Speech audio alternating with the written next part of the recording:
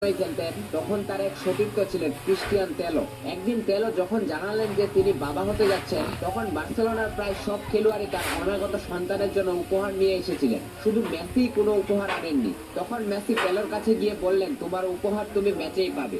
এরপর বার্সেলোনার পরের ম্যাচটি ছিল লেভান্তের বিপক্ষে। ম্যাচ শুরু হওয়ার পর থেকে মেসির একটাই লক্ষ্য ছিল যেভাবে হোক তেলোকে দিয়ে গোল করানো, কিন্তু তেলো একের পর এক সুযোগ অফসাইডে ধরা পড়লেন। এর মধ্যে বার্সেলোনা 1-0 গোলে পিছিয়ে পড়ে। সবাই তখন ভাবছিল এবার হয়তো মেসি নিজেই ম্যাচ বাঁচানোর চেষ্টা করবেন, কিন্তু না, তিনি বারবার বল বাড়াতে থাকলেন শুধু তেলোর দিকেই। 59তম মিনিটে মেসির অ্যাসিস্টে অবশেষে প্রথম গোল হয় তেলোর। এরপর 81তম মিনিটে আবার মেসির অ্যাসিস্ট থেকে দ্বিতীয় গোল হয় তেলোর। আর ম্যাচ শেষের মাত্র 3 মিনিট আগে মেসির নিখুঁত লং পাস থেকে তেলোর ক্যারিয়ারের প্রথম হ্যাটট্রিক সম্পন্ন হয়। তেলোর 3টি গোলেই অ্যাসিস্ট করেছিলেন লিওনেল মেসি। ম্যাচ শেষে সেই হ্যাটট্রিকের বলটিতে তেলোর অনাগত সন্তানের নাম লিখে মেসি বলেছেন, এটাই তোমার বাচ্চার জন্য ছিল আমার উপহার।